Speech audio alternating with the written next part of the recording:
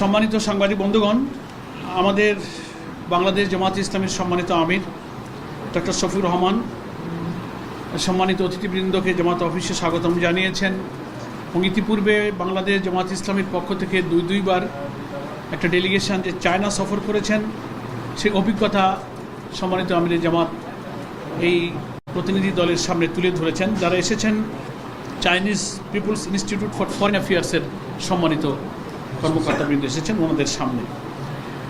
এবং আমাদের সম্মানিত আমির তার অসুস্থতা এবং অপারেশনের পর কিছুটা সুস্থ হওয়ার পর এই প্রথম জামাত অফিসে বিদেশি কোনো ডেলিগেশনের সামনে উপস্থিত হয়েছেন।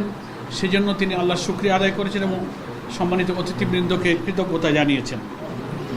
এবং আমাদের উভয় নেতৃবৃন্দের সঙ্গে পরস্পর পরিচিতি অনুষ্ঠিত হয়েছে। ৭৫-এর পর থেকে বাংলাদেশের সঙ্গে যে কূটনৈতিক সম্পর্ক, চায়নার ঘনিষ্ঠ প্রতিবেশী সুলভ এবং বন্ধুত্বপূর্ণ সম্পর্কের কথা স্মরণ করা হয়েছে। আমির জামাত বলেছেন যে চীন এবং বাংলাদেশ পরস্পর উন্নয়ন সহযোগী এবং আমরা একত্রে দেশের কি উন্নয়ন করতে পারি উভয় দেশের, এবং বন্ধুত্বের চেয়ে প্রতিবেশী বেশি ঘনিষ্ঠ এবং ব্রাদারলি অ্যাটিটিউড এবং ব্রাদারলি রিলেশন, আমরা এটাকে খুব গুরুত্বপূর্ণ মনে করি চীনের সঙ্গে। বাংলাদেশ অর্থনীতি সহ সামগ্রিক বিষয়ে নিজের পায়ে দাঁড়াবার চেষ্টা করছে, এটা চায়নার নেতৃবৃন্দের সামনে আমাদের অমিত সাহেব আশাবাদ ব্যক্ত করেছেন।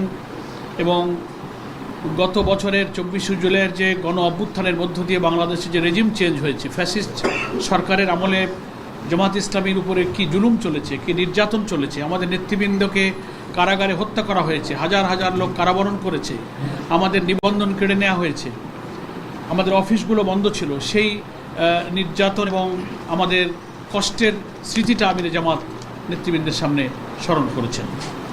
এবং তিনি আরও বলেছেন যে একটা ছাত্র জনতার উত্তাল আন্দোলনের মধ্য দিয়ে সেই সরকার বিদায় নিয়েছেন, কিন্তু বিদায় নেওয়ার পরেও ষড়যন্ত্র থেকে তারা থেমে থাকেনি। একটি দেশের আশ্রয়ে প্রশ্রয়ে তারা দেশের বিরুদ্ধে ষড়যন্ত্র করছেন। বিশ্ব পরিস্থিতি, গ্লোবাল পলিটিক্স, গ্লোবাল সিকিউরিটি, নানান কনটেক্সটে এইসব আলোচনা উঠে এসেছে। আমির জামাত সেটা এখানে অভিহিত করেছেন এবং তিনি আশাবাদ ব্যক্ত করেছেন যে আমরা কীভাবে একটি নতুন ভবিষ্যৎ, একটি নতুন বাংলাদেশ গড়তে পারি দুদেশের মধ্যে, সেই সৌহার্দ্যপূর্ণ সম্প্রীতিপূর্ণ আলোচনা তিনি প্রতিনিধি দলের সামনে তুলে ধরেছেন। বাংলাদেশের অর্থনীতি, আমাদের ব্যাংকিং ব্যবস্থা যে একেবারে লুট হয়ে গেছে, করাপশন, অর্থ পাচারে আমাদের অর্থনীতি যে ফোকলা হয়েছে, সেটা তিনি তুলে ধরেছেন। জামাত ইসলামী সবসময় গণতান্ত্রিক প্রক্রিয়ায় বিশ্বাসী এবং একটি নির্বাচনমুখী দল। ওনাদের প্রশ্নের জবাবে আমাদের আমির সাহেব বলেছেন যে সকল গ্রহণযোগ্য নির্বাচনে জামাত ইসলামী ইতিপূর্বে অংশগ্রহণ করেছে এবং আমরা প্রত্যেক পার্লামেন্টে নির্বাচিত হয়ে প্রতিনিধিত্ব করেছি। এবং আমরা জামাত ইসলামী সকল ধর্ম, বর্ণ, নারী, পুরুষ নির্বিশেষে সকলের সমান মর্যাদা, সমান মানবিক, সাংবিধানিক, রাজনৈতিক সকল অধিকারকে আমরা মেনটেন করেই আমরা এদেশে চলি। এবং জনগণ যদি আমাদেরকে দেশ শাসনের দায়িত্ব দেন, তাহলে আমির জামাত বলেছেন যে আমরা শাসক হব না, আমরা সেবক হব এবং সকলেই সমতার ভিত্তিতে প্রত্যেকের অধিকার ভোগ করবেন। এবং আমাদের দেশটা বিপুল জনসংখ্যা বেষ্টিত দেশ, এখানকার উন্নয়নের জন্য চায়নার জন্য এক্সপোর্ট প্রসেসিং জোন, ইপিজেড সহ নানান অর্থনৈতিক উন্নয়ন এবং বিনিয়োগের পরিবেশ আমরা তৈরি করছি এবং আমাদের সামনে সেই সম্ভাবনা আছে। হিজ এক্সেলেন্সি জো পিংজিয়ান বলেছেন, আমরা আজকে এখানে এসে অত্যন্ত সম্মানিত বোধ করছি। আপনার সুস্থতার পর তিনি যে আমাদের আমির জামাত হাসি মুখে খুব কর্ডিয়ালি রিসিভ করেছেন, তাতে ওনারা খুবই কৃতজ্ঞতা প্রকাশ করেছেন। এবং বাংলাদেশের পরিস্থিতি তিনি যে তুলে ধরেছেন, এটা যে ইউনিক এবং প্রসপেক্টিভভাবে তিনি উপলব্ধি করেছেন, সেটাও তিনি খুবই সন্তুষ্টির সাথে উল্লেখ করেছেন। এবং চায়না বাংলাদেশের যে 50 বছর অ্যানিভার্সারি পালিত হলো, সেখানে জামাত ইসলামের প্রতিনিধি দল চায়না অ্যাম্বাসির আয়োজনে সেখানে আমরা অংশগ্রহণ করেছিলাম, সে কথার জন্য তিনি স্মরণ করেছেন এবং সকলকে ধন্যবাদ জানিয়েছেন। এবং উনি উল্লেখ করেছেন যে চায়না সব প্রতিবেশীর সাথে সুসম্পর্ক রক্ষা করে চলতে চায়।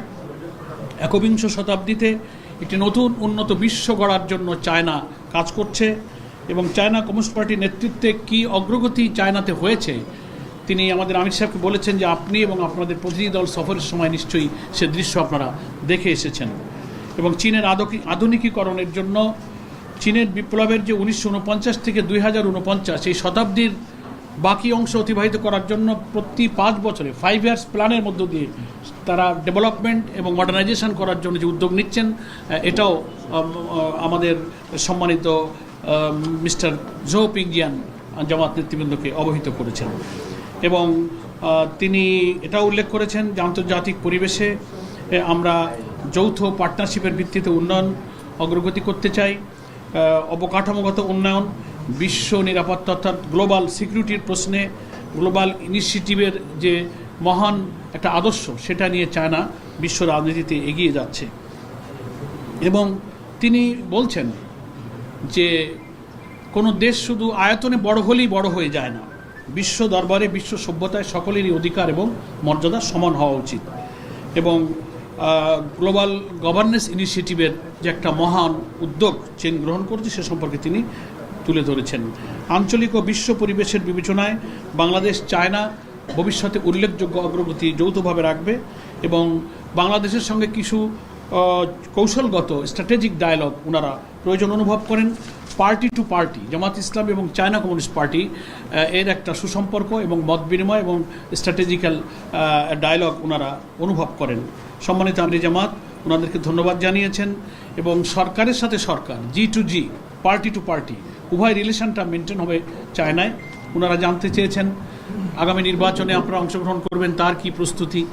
আমাদের আমির জামাত বলেছেন আমরা সবসময় নির্বাচনমুখী দল, আমাদের নির্বাচনের প্রস্তুতি আছে, ইনশাল্লাহ আমরা নির্বাচনে অংশগ্রহণের যাবতীয় প্রস্তুতি গ্রহণ করছি।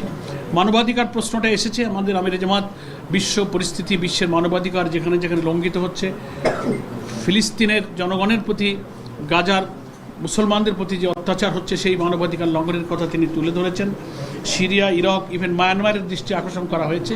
এসব ক্ষেত্রে বিশ্ব রাজনীতিতে চায়নার একটি উল্লেখযোগ্য ভূমিকা এবং অবদান প্রয়োজন। আলোচনায় ইউক্রেন রাশিয়ার পরিস্থিতিটাও এসেছে, যে এই সব মানবাধিকারের লঙ্ঘনে বড় বড় শক্তি পেছন থেকে যে মদত দেয়, এ ব্যাপারে আমাদের সকলের ঐক্যবদ্ধভাবে ভূমিকা রাখা উচিত।